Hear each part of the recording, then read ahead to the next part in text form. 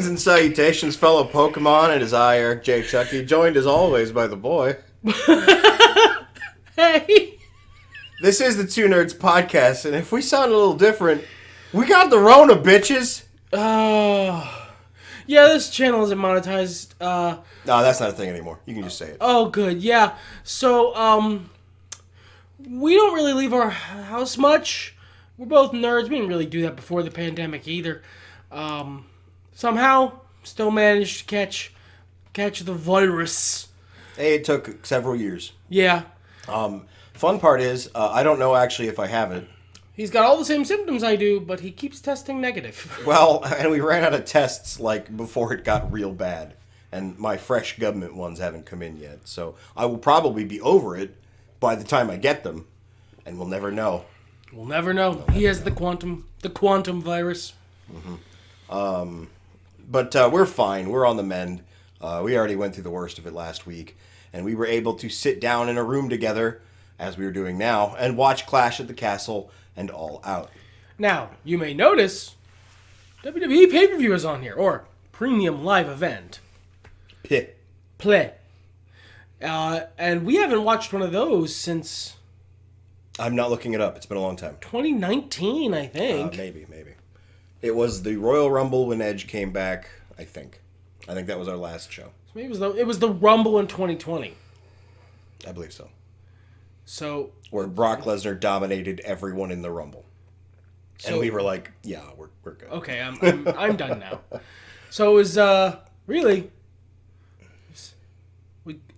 Maybe we caught the Rona and it dragged us back to the WWE. No, this would be Triple H's doing. Yeah. But before we get into everything, I know you guys are waiting for this. It's your favorite part of the podcast. Most of you, after you hear this part, you leave. So, if you see that ticker at the bottom of the screen, there's all kinds of shit you can click there. There's actually a link tree, and there's all kinds of shit you can click there. But regardless, the biggest thing you can do for us is help support us on Patreon. These videos are not monetized, as my partner said at the beginning of this podcast. None of the videos on our channel are. If you see a commercial, that's somebody copyright claiming my shit, and I don't care. So if you want to help us out, support us in what we're doing, give us more opportunities to make more videos, we have a Patreon for $1 a month. That is less than the price of the Peacock Network a month. We'll tell you you're cool.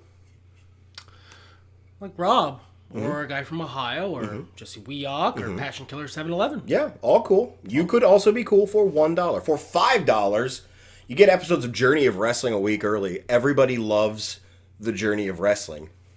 It is why most of you are here. Yeah. And we appreciate you, and you get every episode within the month, $5. That is roughly the price of Peacock.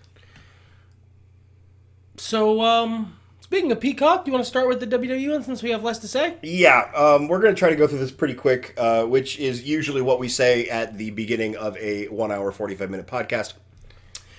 We didn't watch the pre-show because I woke up at 12:45 and went, oh shit, that's right, they're in England. Well, Wales. But the same time zone, Greenwich Mean or whatever. So we didn't see the tag match with Madcap Moss and the Street Profits beating Austin Theory, who has his first name back, and the Alpha Academy. We did join in on Damage Control beating Bianca Belair, Alexa Bliss, and Asuka. Alexa Bliss looks different, and I don't just mean she's not the Fiend anymore. I mean, she kind of looks like she and Natalya did a fusion dance. You mean she, got swoller? Is that No, her face. I mean, she's doing her makeup differently is the long and short of it. Much like how Charlotte Flair learned to shapeshift. But, otherwise, wow, it was so great to see Asuka doing her thing. It was great seeing Bayley, Dakota Kai, and Io Sky now doing their things. And it might just be that we haven't watched it in a while, or it might just be, hype and hope from the new Paul Levesque era. But the wrestling seemed better than what I remember. I would say the floor, and I think this has been the case, but I think the floor for WWE wrestling is higher than AEW's.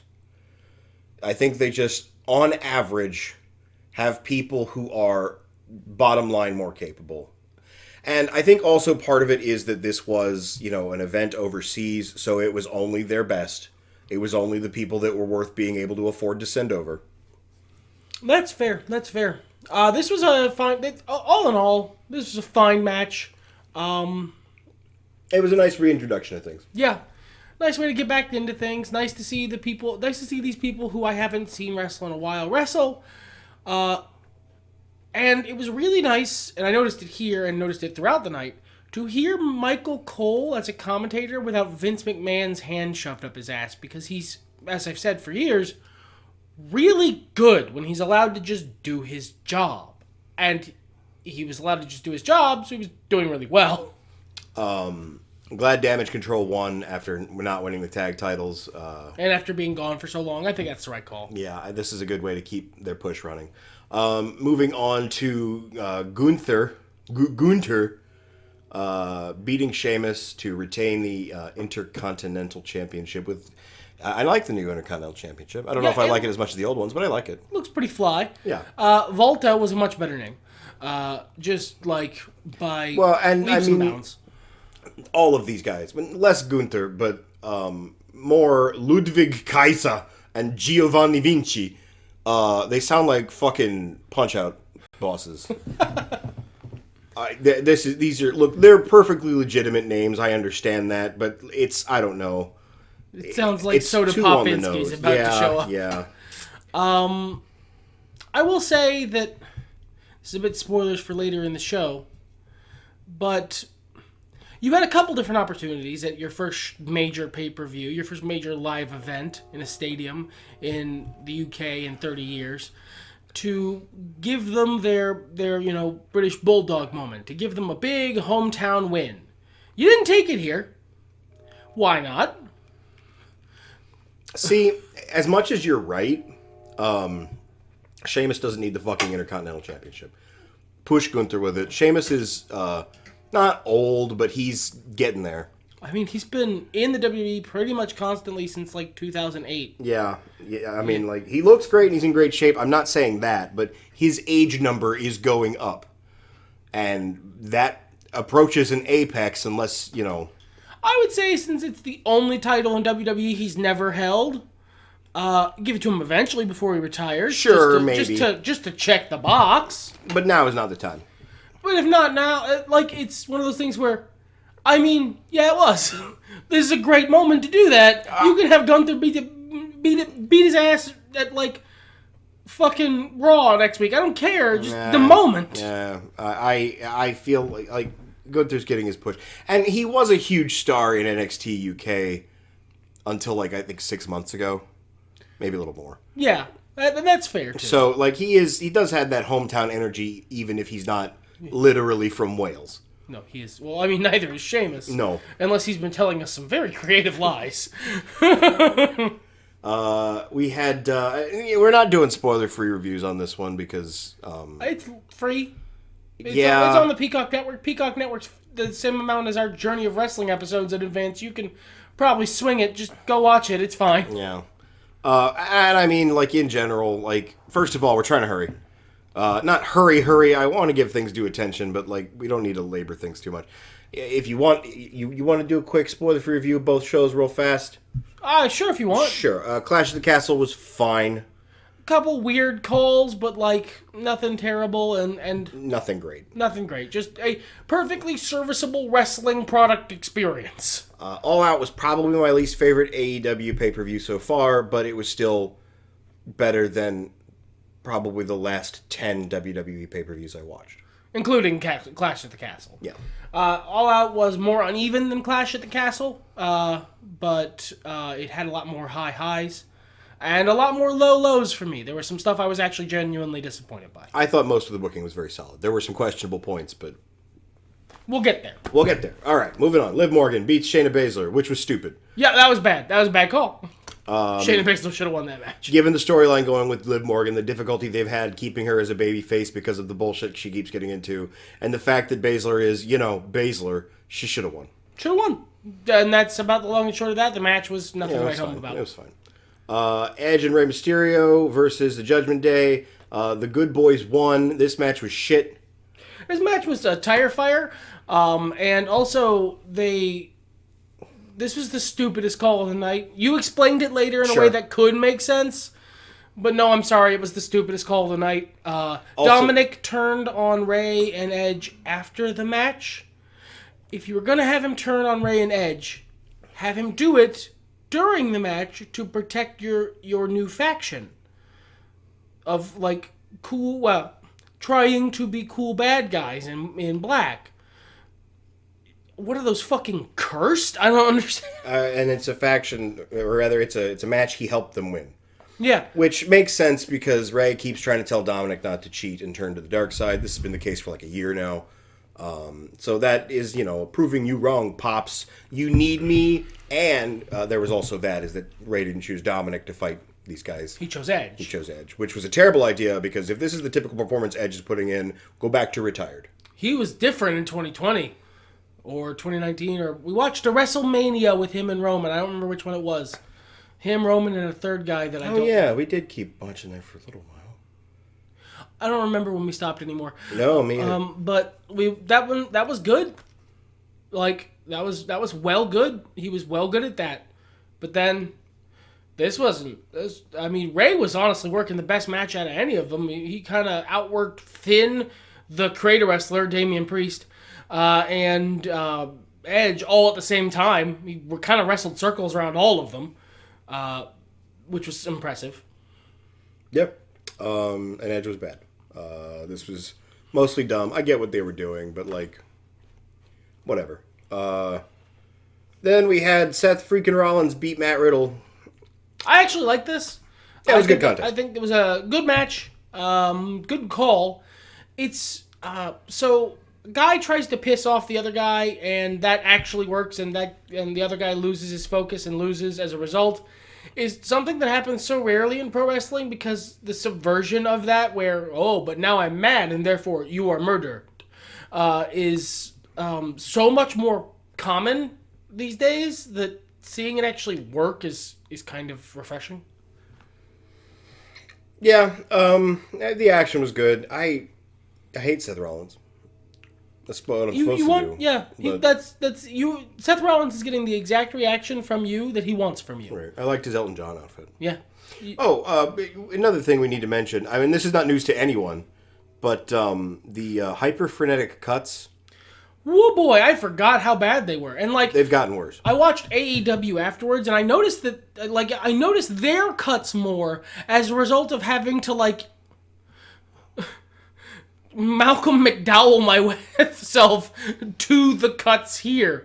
This was the guy. This was Liam Neeson jumping over a fence the whole time for every match.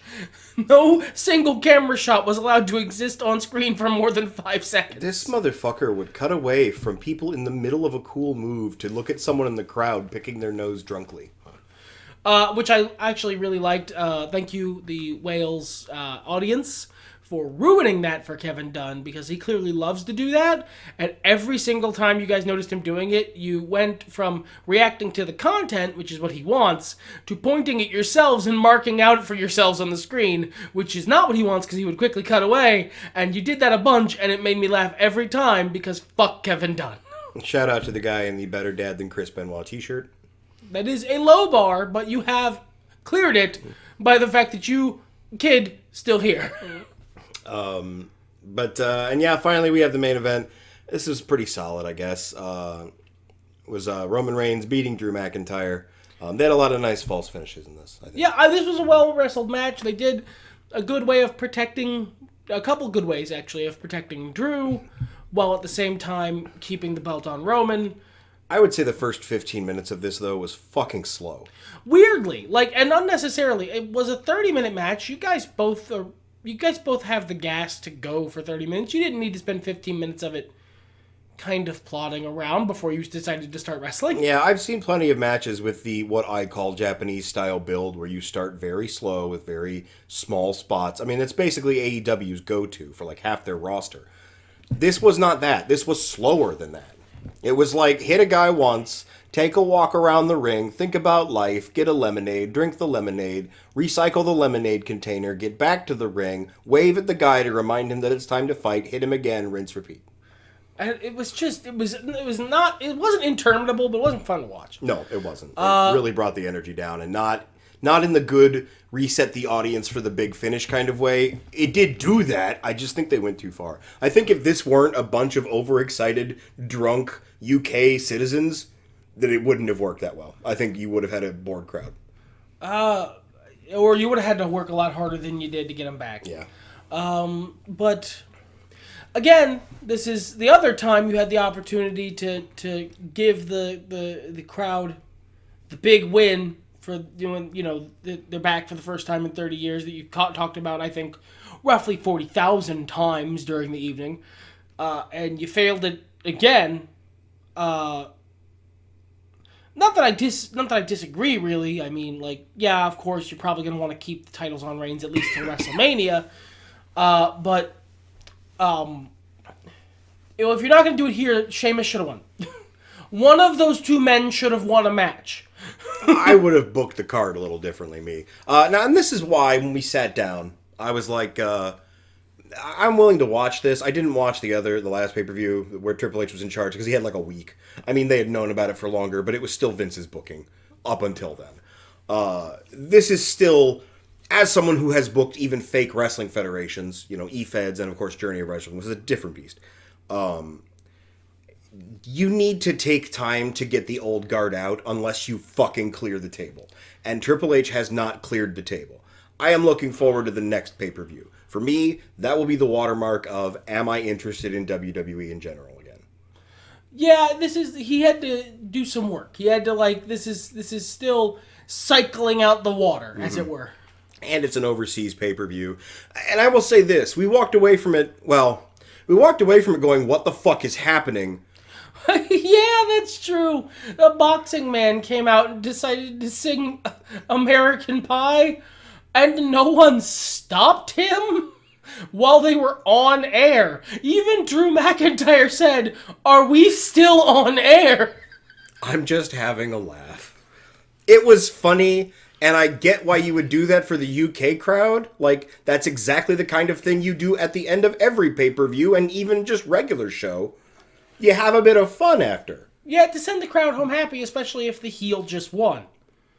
But this was still rolling. Y'all forget to cut the feed or something? Bizarre. Anyway, but I didn't walk away upset from this pay-per-view. I was like, that was fun. And it wasn't until the next day where I sat down and thought about it, and I was like, wow, fucking nothing happened. Solo Sikoa showed up and helped Roman Reigns cheat to win. We got a new member of the Bloodline. That's cool. Also, yesterday I learned Sami Zayn is in the Bloodline now. Interesting. He's been trying to get in there for a long time, and they went to Canada not too long ago, and the Usos were strangely, again, not medically cleared to go to Canada for medical reasons about medicine. Medically, they're convicted criminals. Sami Zayn, however, not a medically convicted criminal. He was allowed to go there, and he finally got to help Roman, so he's now kind of part of the group. Well, good for him. I'm glad he got in. Yeah, and at that point, I think Kevin Owens was like, Sammy, stop, and now they're building that. Yeah. So it's good stuff. Medically. But, nothing fucking happened. Oh, Dominic finally turned heel, okay, and Solo Sikoa showed up. Otherwise, this was a nothing event. This was a fucking... If they weren't in Wales, this is a fart. This is a footnote. This is a SmackDown. Yeah.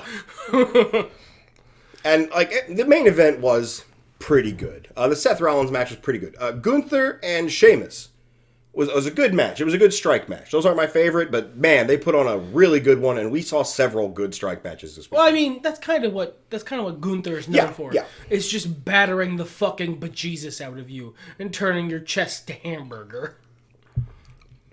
So, He didn't manage to overcome Sheamus's regeneration powers, but good for him. Yeah. Also, I noticed, because I have what I believe is a cataract. That's what I was told by a doctor, anyway. If I close my good eye and look through my cataract eye, Sheamus looks like someone had been eating a lot of spicy Cheetos. Just a big, pale white finger with a bunch of bright red orange on top. Anyway, that's Clash at the Castle. They clashed. There was a castle.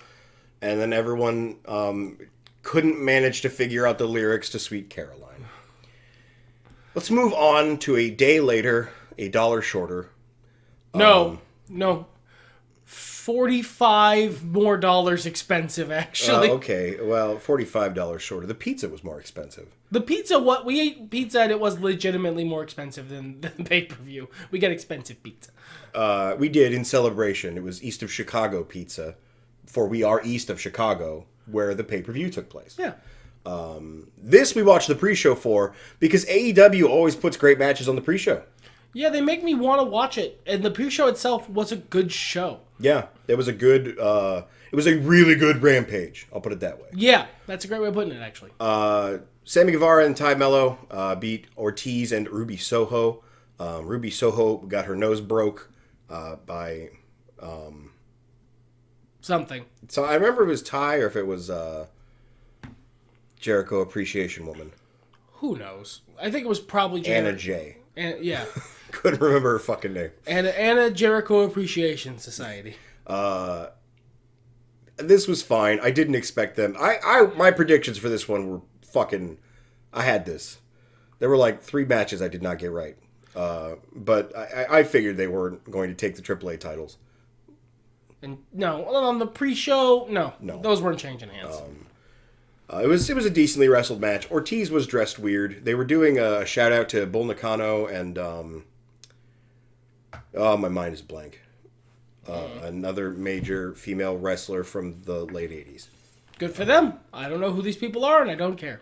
Yeah, they made it hard for me to get into female wrestling back then. I mean, A, I was a kid, but B, they just looked so weird, and not in like a weird cool way, like a punk rock character from Final Fight, but in a what the fuck is that way, like a drawing a 9-year-old makes that their dad turns into like a realized picture. It was a fine match. Nothing too crazy happened. Our next contest was for the FTW Championship. And man, this will surprise you, but Hook beat Angelo Parker. Yeah. Cool hand Ange. To be fair, it was probably the most underneath I've seen Hook fight from. I agree. Yeah. That was fun. It was still only 3 minutes and 55 seconds. So it's not like Hook. I don't think I've actually seen him have like a good proper wrestling match. He'll get there. He's fighting his way up the card. You know what I mean? Yeah, and I mean like he is just an absurdly talented athlete. So I can understand the desire to protect him to a certain extent. This was fun though. It was good. It was good wrestling. Good acting. It's what you wanted out of the match. Here's the one I was looking forward to most on the pre-show. Pac went over Kip Sabian. I've been looking forward to Kip Sabian coming back since we started watching AEW. Pretty much. This gimmick is great, and then he made it even better just for me when he started talking to his box. Like it was a person, which is a gimmick that I love, and you love more, and I'll know somewhere a single tear rolled down his cheek. I'm so excited to see where this goes. I'm glad Kip is back. He's a great wrestler. He's got a great look. He's doing great work. This is everything more than I expected it to be. I didn't think Pac was going to lose the title. No. I mean, this is his. I get to go where I want and go around the world. This is his Russell Crowe's animated boat title. He goes and fights around the world with it, and I'm happy for him. I don't get that reference, but it sounds interesting. Tomohiro Ishii and Eddie Kingston, the American boy, came out on top. This is a fun story. I'm sure you guys have all kept up with the dirt sheets. Eddie Kingston and Sammy Guevara got into it about whether or not he's fat and whether or not Sammy Guevara is an asshole. Hint, both are true. I love you, Eddie, and you have no boobs. Look, bro, as a fat guy, you're way more in shape than I am. Hell yeah. But you are fat, though. Yeah, like, own your truth, brother, and let's eat some cake together. Yeah, right? It's all right. It's okay. But, man, you talk about a fucking slugfest. This was a little slower than I thought it was going to be, but just watching Tomohiro Ishii soundlessly not care about being legitimately punched in the fucking face. React to it with all the reaction of him getting hit by a leaf. Like, professional wrestling is choreography, right? It's two guys trying to convincingly look like they are having an acrobatic fight. This was two men who had politely agreed with each other before the bell rang that they were going to beat the piss out of one another and not take offense. And then they did that for 13 minutes and 25 seconds. There's a cool bit at the end where Eddie tried to give props to Tomohiro Ishii. Ishii wasn't having it. Which, I mean, that means that feud's going to continue. Because traditionally, Eddie Kingston reacts as well to someone not taking his offered respect as you would expect, like, a Karen to react to really any stimulus. So, this is, as I understand it, the second match that they've had. So obviously there's got to be a rubber. There's got to be a rubber. And he's obviously going to put Ishii over. But that's good. You know, it's good shit. You know what? This one, or Sheamus Gunther, which one was the better two big men beat the fuck out of each other match? I think this was lower key. I think it was more impressive. I think Sheamus Gunther was more bombastic. There we go. All right. I was more sports entertained by Sheamus Gunther. But you were more impressed by this one. When they just started hitting each other. When, like, the Sissy Boy slap party they had that went on long enough that I was like, whoa, guys, calm down. Like, amazing. Incredible. Sissy Boy slap party is a reference I make. I don't remember what it was originally from. My sister and I used to do it to each other. We would always stop before we actually hurt each other. These guys did not. No, and I'm like, I've been here. You have passed the point of owie. Stop. We got to the actual show. They opened up with the what the fuck did they call this thing? The get the big chip ladder match. That's right, casino ladder match. Way better than what I said. Get the big chip match. I thought this was weird booking going into it because you got 3 tag teams and I always forget this young man's name. Poor lonely Dante Martin. Yeah, Dante Martin. Who would love to be a tag team if only his brother wasn't made of clay. My idea for this is one of the predictions I got wrong. Because they were all tag teams, and because of who was involved, I thought Dragon Lee was going to be the Joker.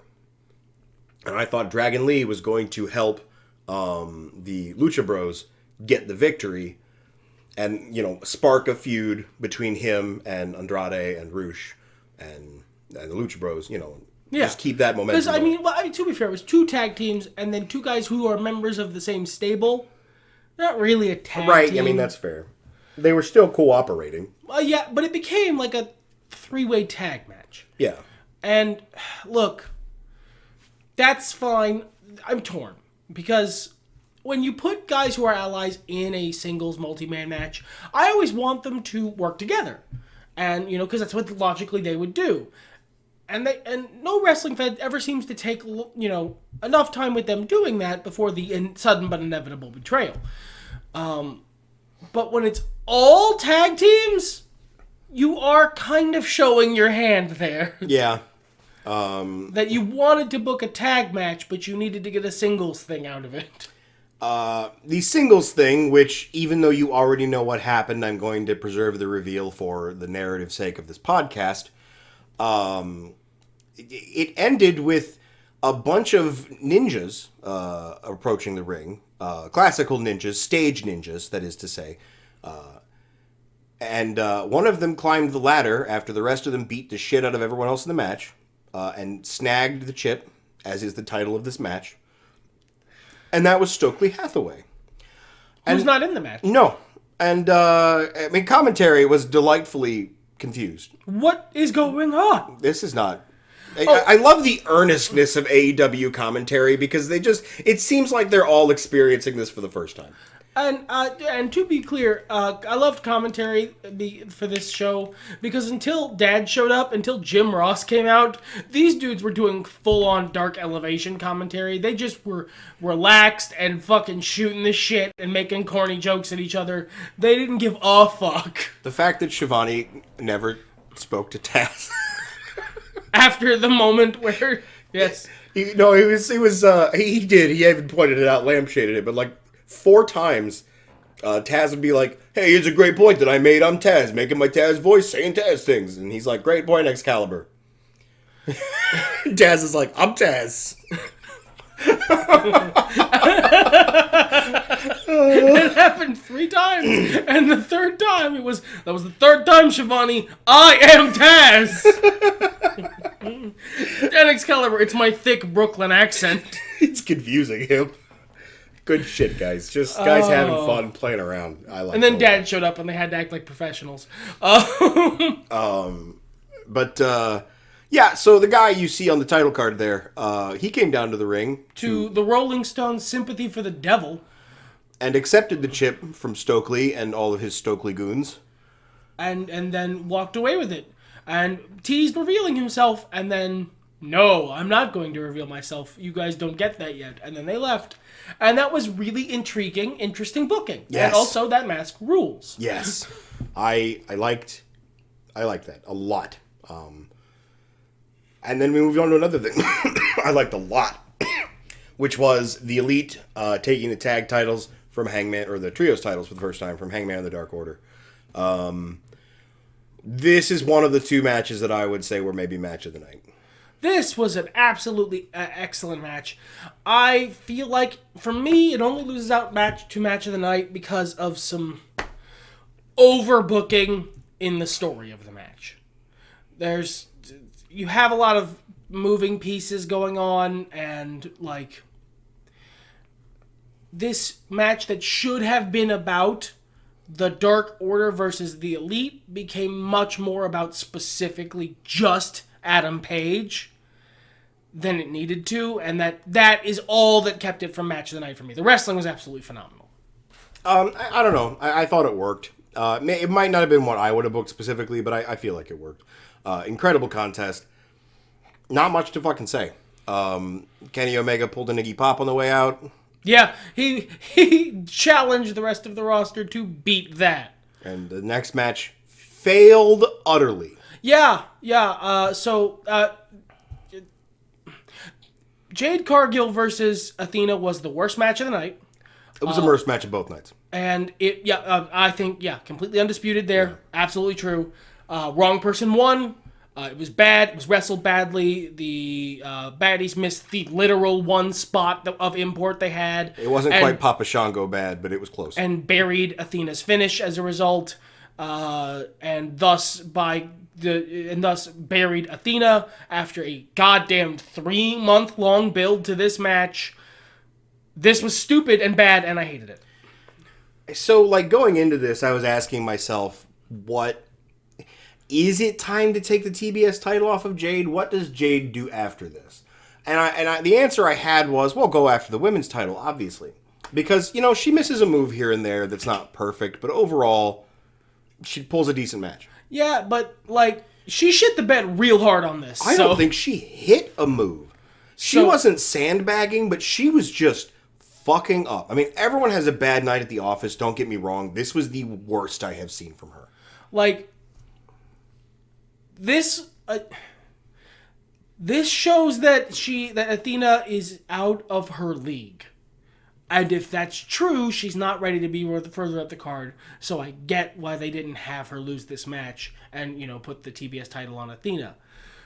But that doesn't make it any better of a call to do this 3-month fucking babyface build and have Jade Cargill repeatedly utterly bury Athena on the mic as a complete waste of time, as a loser who's not even worth wrestling, as, a complete joke, and then fucking buries her in 4 minutes as a complete joke.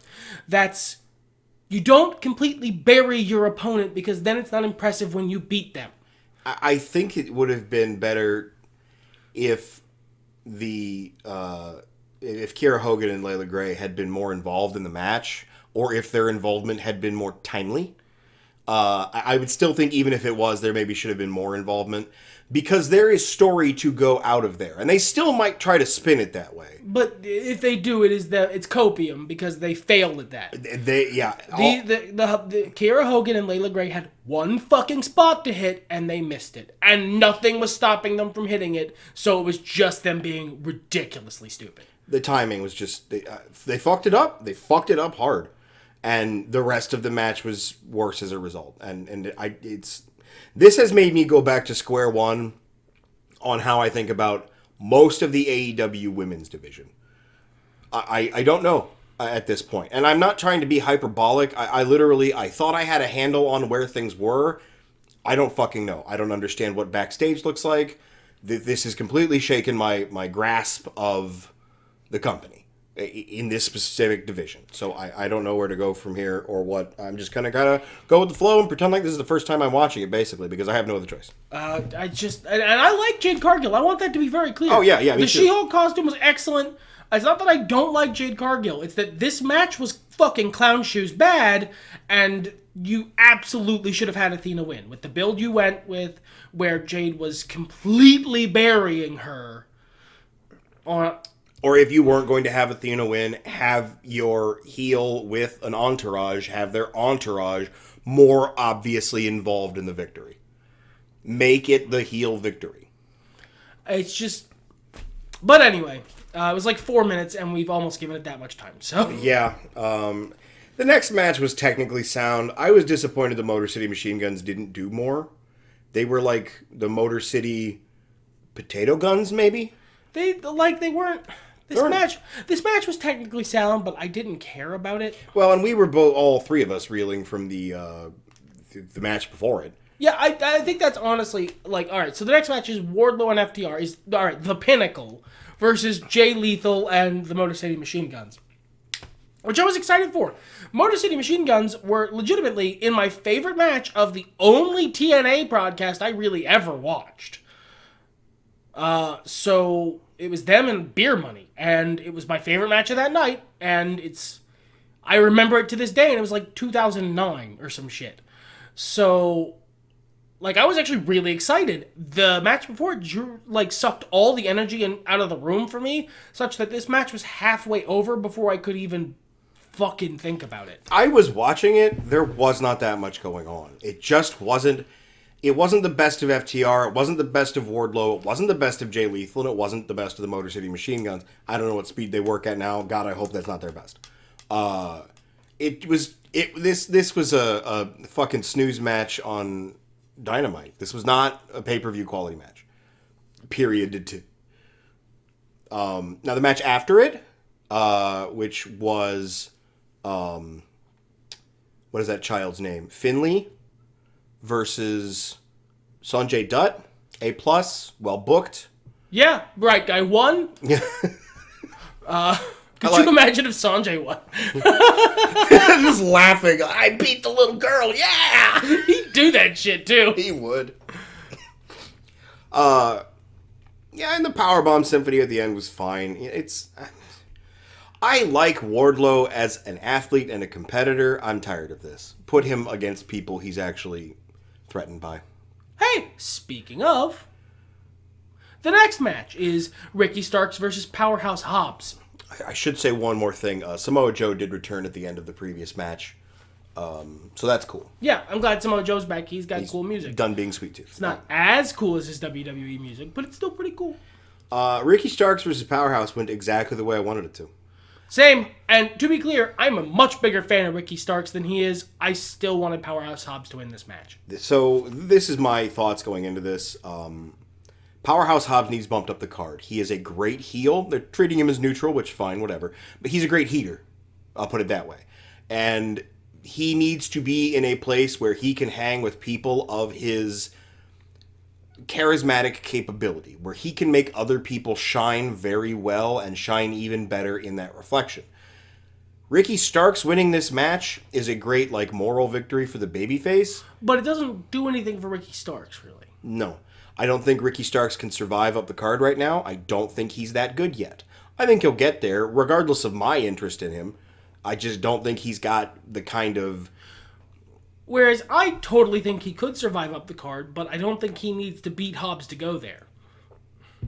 I agree with that too. I think in this, Hobbs would have lost more by being defeated than Ricky would have gained by winning.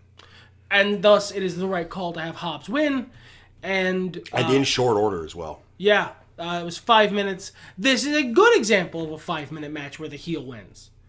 Because it serves the story to do so. Yeah. This was everything I wanted out of this match. I was very satisfied. Next contest. This is the one you said is match of the night. Oh yeah, and with a bullet for me, because the storytelling was simple. It was clear. It was kept in line the whole match. It was filled with amazing false finishes. It was the second longest match of the card. That's actually very impressive. Yeah, not by much. No. Either. Yeah. The top one was only like a minute. It was filled with really like entertaining and believable false finishes, where like the false finish would come from the tag team partner interrupting the pinfall, as opposed to man killed by gun kicks out at 2, which is a problem I do still have with some AEW finishes. They've gotten a lot better about giving a reason why a person kicks out. Yeah, and I like that. That's really good. I'm glad for that. But this Swerve in Our Glory versus the Acclaimed was fucking phenomenal. And it was another thing that, we're recording this the day after.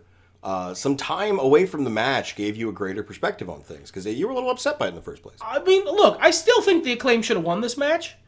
I mean, clearly it wasn't the plan going in. The plan was for Swerve in Our Glory to win. But as many people said on the internet, if there was ever a time to call an audible, that crowd reaction is when you do it. But some time away from the match, and more importantly, watching the press conference afterwards, where despite everyone else kind of being out of kayfabe, Swerve in Our Glory decided to be in kayfabe for the interview, which was interesting. Or sort of semi-in kayfabe. I really liked it. It gave them the opportunity to sell me on the victory, on why them winning made more sense than the Acclaimed winning, despite that audience reaction. And I liked it. I really liked that interview, and it helped sell me on the end of the match with, a good opportunity, a good inherent story for, the babyfaces to eventually take that win, but to earn it, to like chase for a while. It's been a while since we've seen someone chase for a while. Mm-hmm. And that's interesting, and I think could be really good.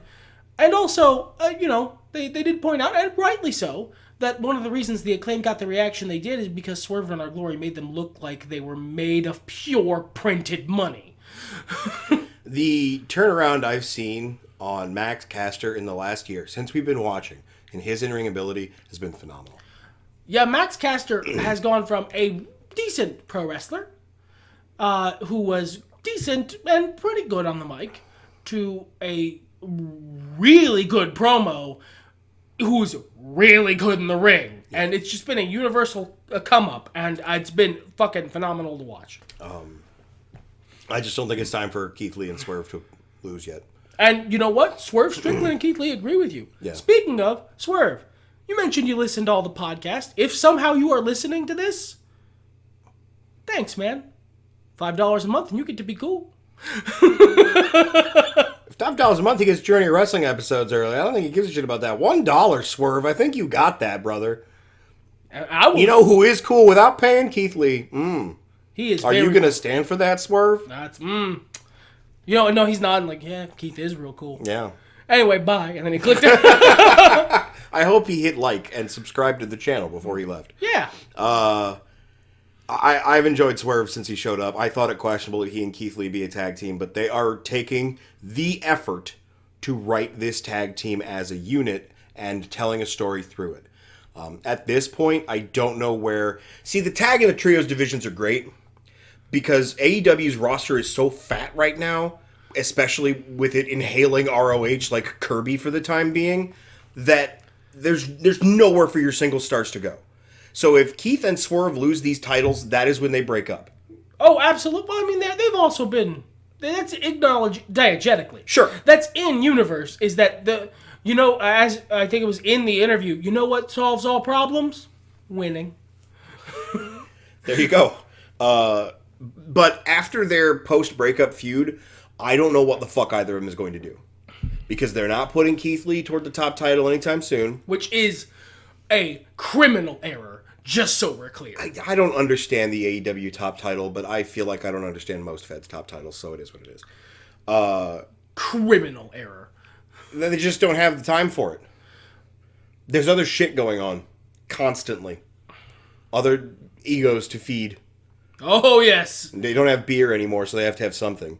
But I just don't see what you would do with the match of this. Now, they mentioned on, as you said, on the interview, the scrum, Don't like that term. Gonna say press conference.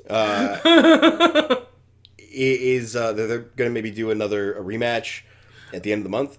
Tony has said, it would be cool to do another rematch at the upcoming Grand Slam event. That's Dynamite and Rampage that are together. And then in that interview, both members of Swerve and Our Glory went, but like, why though? We beat them. Which means that will be the story, is the Acclaimed earning their shot at that, and then possibly winning there. I would be more okay with them winning there. It gives us basically a month with the titles with Swerve and Our Glory. Sometimes a month can mean a lot. And look, at the end of the day, it's not like the Acclaimed need the tag championships. Mm-mm. They don't need those. They're over as fuck without them. Yeah. But and once they have them, what do they do with them? It has not been that long ago that Jungle Boy and Luchasaurus were the tag champions. Do you just run that back? Just face champions who are, having a good time. Yeah. That's not a bad gimmick, but we were all tired of MJF and his legion of people to fight. I'm not. They refreshed it. You'll see.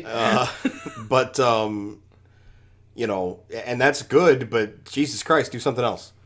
They're doing something else right now. This is interesting. I like the Shaq and Kobe, is it? Was that? Yeah, they called themselves the Shaq and Kobe of the tag team division. And, I mean, famously, Shaq and Kobe did not get along. No, yeah. They weren't friends. Yeah. They just work well together. I believe that was originally their pitch for this angle. And it works. They're doing a great job with it. Next is a Fatal 4-Way for the interim AEW Women's Championship. That was Toni Storm, as predicted, winning against Britt Baker, Jamie Hayter, and Hikaru Shida. The crowd really wanted Hayter to win. I can understand why. Jamie Hayter's real good. She's real good. But, I mean, come on, guys. Toni Storm's obviously going to win this. It would have been really surprising if they had done anything else. Aside from it being Britt Baker, don't bet on Britt Baker. I'm glad it wasn't Britt. I'll be honest with you. I hope Thunder Rosa doesn't come back. I like Thunder Rosa as an athlete. I like the first couple minutes of her promos. I don't think she's a good fit in AEW. I don't think she fits the vibe. I think she's a great teacher. I think she's a great worker. I don't have much bad to say about her, except for the weight of her sandy bags. But the owning that is kind of powerful. Yes, I would Sandbagging agree. Since 2016 is a great shirt. I have nothing but support for Thunder Rosa. The more I see her interact and problems caused around her, I don't think she's a good fit for AEW. I think I want her back at least once to lose. That's fine too. Yeah, I'd be fine with that. I'm also not sure what her injury is. She's still not off the Triple Mania card, which is just in October. This is part of the... Again, I'm going to be watching these post-pay-per-view interviews, press conference things from AEW. If they keep doing them, I'm going to keep watching them. I love them. They give me little bits of story to lead out of the pay-per-view. One of the things there was Toni Storm said, Thunder Rosa says she's injured, fine. When she says she's not injured, she can come back and lose to me. And I wonder how much that's kayfabe, because I feel like they're just having a contract dispute or some sort of creative differences or something. And maybe that is true. I hope they clear it up enough for Thunder Rosa to at least drop the title and move on. I like Thunder Rosa a lot, but if she's not happy, go where you're happy, bro. Yeah, that's basically how I feel. And if she's not working for the company as a whole, there's no need to drag this out. Yeah, if the business relationship isn't working, it's not working. There's no need to belabor the point. This was a fine match. I wish they had gone just a couple of minutes longer after Britt screwed over Jamie, and I hope they actually finally pull off that storyline now. They've been teasing it since I started watching AEW. So. Yeah, I'd like to see them pull the trigger. It would be nice to have a women's feud that has nothing to do with the title or Serena Deeb. Yeah, that would be good. Anyway, moving on to the next thing that happened. This was something that smelled like shit has happened backstage. And this is the best we could come up with. I'm sorry. This was... The only reason this isn't the stupidest thing that happened this night is because of the Jade Cargill match earlier. Yeah, at least this was technically sound. Yeah, it was fine in terms of that. They didn't fucking blow 9 spots during it. It was about as stupid. After all that build and all that incredibly personal heat and all that shit, you're gonna fucking run Christian Cage versus Jack Perry for another goddamn month? For another several months, maybe? Maybe, fuck, you're gonna take it to Full Gear? We're gonna be watching this stupid fucking feud continue to November? It's a good feud. This is frustrating. I mean, they had clearly hit an apex. The re-swerving of Luchasaurus was unnecessary. And Luchasaurus, I do not want Luchasaurus to be the fucking Big Show. Do not do this. That's why I was, that was the first big signifier that this was a scramble. This was a panic. This was a recovery of a fumble that did not take you to the fucking end zone. Because no one in their right mind would have turned Luchasaurus face again after turning heel if they planned to just have him turn heel again. That's insane. That is not how TK books. I don't think that's what anybody involved in this angle wanted, except maybe Christian. He was in Impact for a long time. Look, and you know what? Honestly, even if some backstage shit did happen, even if, as internet reports came out after that you told me about after the show, that Christian Cage may have some sort of injury that prevented him from actually wrestling the match, so on and so forth, have someone else attack Jungle Boy, not Luchasaurus. Do not Big Show Luchasaurus unnecessarily. It's insane and nonsensical. Yeah, or as you said, just have Jungle Boy win in his quick amount of time. If Christian can do 2 moves, he can take a concerto. Yeah, it's not that basically. Yeah. Yeah. I don't know. They fucked up. They probably fucked up in response to stuff that was out of their hands, but their attempt at recovery was not good. You fumbled the ball on this one. Can they still bring it home? Yes. Can this end up being like I'm glad we got past that, have some manner of time from now? Sure. I would have done a promo where Christian rescinds his acceptance of the match before this. And that's not a good idea either. There are many, many options if Christian couldn't wrestle that aren't this. Where Luchasaurus literally, face heel revolving doors himself for no discernible reason in a way that makes no damned sense. Yeah, I don't know. Don't turn him face again in the first place. Yeah. There's so many things if this was the plan, you're insane. On to my piss break. Yeah. So, this match it purely exists because Chris Jericho and Brian Danielson. Brian Danielson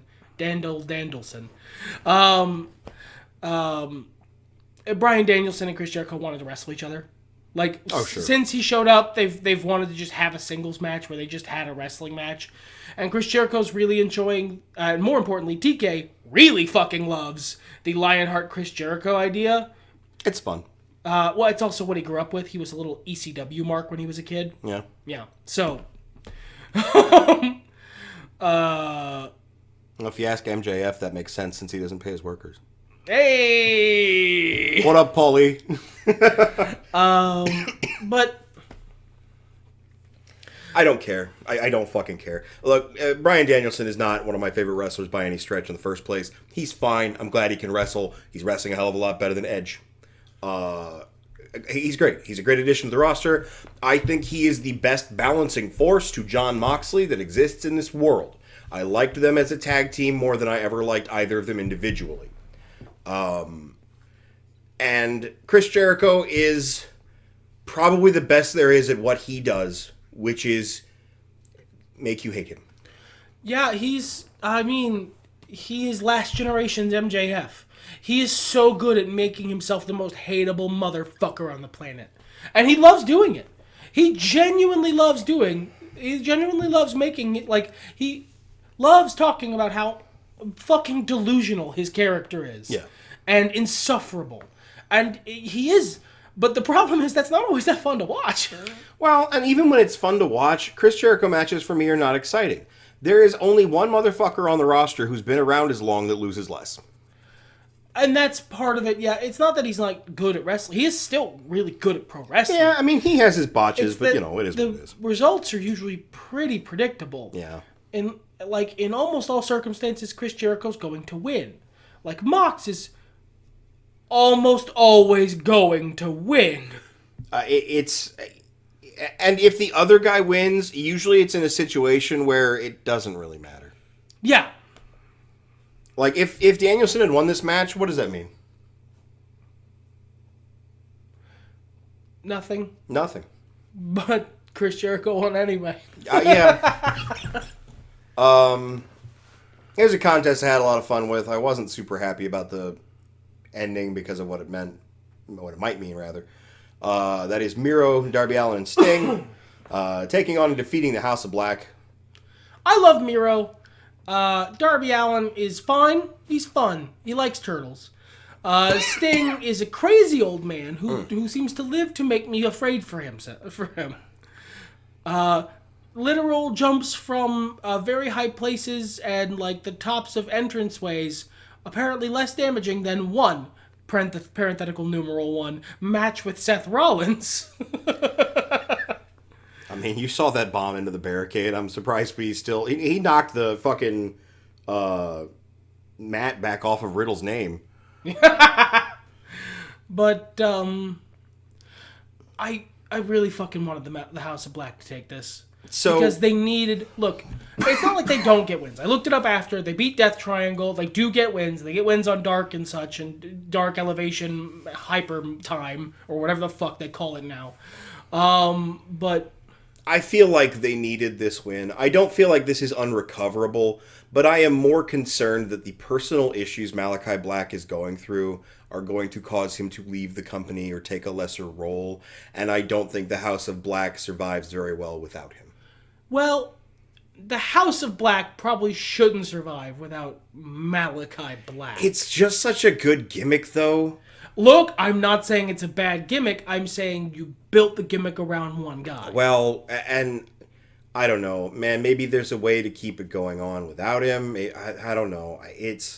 But I don't want to see Alexa Bliss the Fiend happen to Brody King and Buddy Matthews.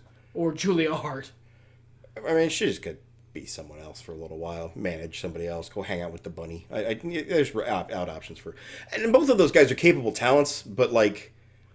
You feel like they would be cut adrift without the stable? Yeah. If they stuck together afterward, I mean, I guess if you change the name, to those who worship the empty black throne, Esquire, or something, that's fine. I mean, like, at the end of the day, if Malachi Black's personal issues are going to force him away from the ring, go get the help, feel healthy, get the help you need, King. Yeah. I mean, like, absolute nothing but credit to Malachi Black. He's a fucking amazing talent. He revolutionized the strike game in this industry, period. And he's had a bunch of amazing matches. I would hope to see him come back. And if not, he did king shit and went out on his back to a younger talent. Which most people don't do. No. So... But we get to our main event here. The main event of main events. I was not exactly thrilled for this. I've kind of let you take the lead on most of the storyline stuff. Do you mind if I... Have fun. So, I mean, you guys know what's going on. If you're watching this fucking show, you know what happened here. I hate Jon Moxley. I hate Jon Moxley. I hate Jon Moxley. I hate John Good. I don't want to see him succeed. I think he's a piece of shit. I think he's a hypocrite. I think he's a poser. He could kick my ass. And would, for really no reason. But I don't like him. The biggest turning point, I was so excited to see the guy that I had legends sung about. And this isn't hype backlash. I wasn't expecting a lot. I was expecting Dean Ambrose, but better. Not constrained by stupid storytelling. What I got was a drunk dock worker pretending to be Stone Cold Steve Austin by way of Brian fucking Pillman. And I hate him. He is a disappointment in every fucking way. This is the first match I've ever seen where he didn't bleed. For no real reason. It's just, like, he takes everything about the business and does it wrong. And everyone loves him for it. You love him for it right now. You listening, you love him. I know it. It's fine. I don't dislike you for it. I don't get it. His big return from alcoholism, and I might have talked about this on the podcast before. I think there's been a pay-per-view since then. His big return from his rehab, and good for him if he's actually clean now. That does take a lot for a person. When he demanded a fan be ejected from the arena for daring to heckle him, with the awful, terrible phrase of call the garbage man and get this piece of trash out of the ring, just broke everything about his character in and out of the ring. The man is either full kayfabe or that's just who he is. And that action, that thin-skinned action, showed A, he was not ready to be back, or B, he's a bitch. CM Punk, for all of his faults, took somebody pinching at a nerve that really fucking bothered him by chanting Colt Cabana, and he fired back. Was it the most mature thing to do? No. But that's what you do in the professional wrestling thing. You stay in character, you roll with it. So when all this shit went down and Jon Moxley won the interim title, I was not happy. I was not looking forward to any of these matches. Because they mentioned it afterward, and I did not realize this was 100% actually the fucking case until they mentioned it afterward. But he doesn't lose singles contests unless he's screwed. That's bullshit. That's a level of protection you should not be giving to somebody that is that bad. And people are behind him. I get it. I get it from a financial point. It's rewarding shit behavior, and that drives me nuts. I don't know the guy personally. People seem to love to work with him. Maybe he's got a really good heart, and that's not the man behind the kayfabe. Whatever. He's fucked up enough times. He's put other people at risk in his matches. What he did to 10 was bullshit. And then seeing him beat CM Punk in, 4 seconds? After his return, I'm not the biggest CM Punk fan. There was a point in my life where he was my favorite wrestler. That time is not now. There's been enough shit that's happened since then that, I appreciate him as a good talent. I was glad to see him back. I get excited with his promos because he's fucking incredible. That man can take the dumbest sentence and turn it into fried gold. But just watching him get defeated like that was absolutely deflating. It lost me a lot of enthusiasm for this show and AEW as a whole. If I wasn't so busy this month, I would have already done subscribe to New Japan. But I've got other shit to do. But it's hard to remember that this isn't WWE. And you are able to still trust the process. So I stuck it out. We both stuck it out. Mm-hmm. And they did exactly what I thought they were going to do. But man, did I not like the waiting. This is the exact reason we've started binging Marvel shows, waiting till they're finished and watching them all at once. Because those moments when they pull you low, like this, pulled me low enough that I almost didn't want to keep watching. And, that's on me partially. I know most people are like, yeah, Jon Moxley, he won. This is just exciting. This is two guys we love fighting for the title, the top title. But for me, I'm not even from Chicago. I don't hate John Good. But the thing with the him beating CM Punk on that random Dynamite or whatever basically ruined any goodwill I had left for Jon Moxley. Full stop. Because it was such a blatantly completely Hulk Hogan, Ultimate Warrior, Kevin Nash, I have creative control-esque fucking bullshit. You're gonna get me my steez. That doesn't work for me, brother level bullshit. That is the kind of thing I have heard John Good rail against. That, if you're gonna bitch that loud about that kind of behavior from other people, when you then engage in it, that's worth more negative points, as it were, than just doing it in the first place. I'm much more. I would agree. I'm much more willing to accept an honest dickhead. I mean, let's flash back to the Elite versus Dark Order and Adam Page. If I were booking that in a neutral zone, I would have given that to Hangman and Dark Order. Because A, Dark Order needs it. They have been the butt of every joke since a little after Brody Lee died. And it would be good for Hangman too. And the Elite don't need it. They're the fucking Elite. Could one say backstage sway the EVPs got their titles? Possibly. But you know what? I don't fucking care. Because they put on a great match that put everybody over. They didn't bury a legend in 20 seconds so they could be the really real champ, not this interim garbage. Stop calling me interim! I'm the real champ! And, like, that was clearly not kayfabe. That clearly actually bothered him. And you know the title's fake, right? Like, you know it's scripted. You know that it's predetermined who is the champ. You're not having the big, giant gold belt doesn't actually mean you're the baddest man on the planet, Jonathan. So, that the interim thing hurts your ego this much, shrinks your e-peen this much, that you have to throw a tantrum about it and beat CM Punk in 30 seconds, is fucking really sad. And it basically ruined the character for me. And I liked the character of Jon Moxley before this. I found him kind of tiresome sometimes, but he has a really cool theme song, and he's over, and he's got a good energy, but, like, it just, it turned him heel. Jon Moxley is a heel now, at least in my head. And seeing the face go over the heel in fucking stellar fashion like that really put a nice little cherry on the top of the pay-per-view for me. It was relief. I believe it was JR said at the end of it, well, now that's over. Or something along those lines. JR said it because he found that the match was happening at all to be very stupid. It was.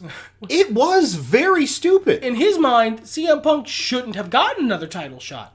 Jon Moxley should just be champ forever, I guess. At some point, I heard Tony Khan talk about the build of this, and he said, we're trying something a little different. You're right. We'll see if it works. Didn't. Tone. Not for me personally. I wouldn't do this again. But, you know, props to you for trying something out. Jon Moxley did his job in this match. He didn't sandbag. He told the story. It was a fine story. It was the same story that happened between Riddle and Seth Rollins. He got too mad and got sloppy. Yeah, basically. And even the way CM Punk talked afterward, you can tell he likes Mox and doesn't want to get on his bad side. Yeah. But he basically specifically said, I hope he appreciates what I did for him as much as I appreciate what he did for me. Yeah, basically. And yeah, that's the thing, is people who actually talk about working with Jon Moxley say he's a great guy. Great guy, fun to hang around, really, really entertaining, funny, nice. Okay. Well, he's decided to play an insufferable fucking edgelord douchebag, so I'm sorry. And this is the story. This is the interesting thing. I have been career as a Chikara fan, someone who's never gotten Eddie Kingston. Watching AEW has enabled me to get Eddie Kingston, and while he's not my favorite wrestler, he's everything I wish Mox was.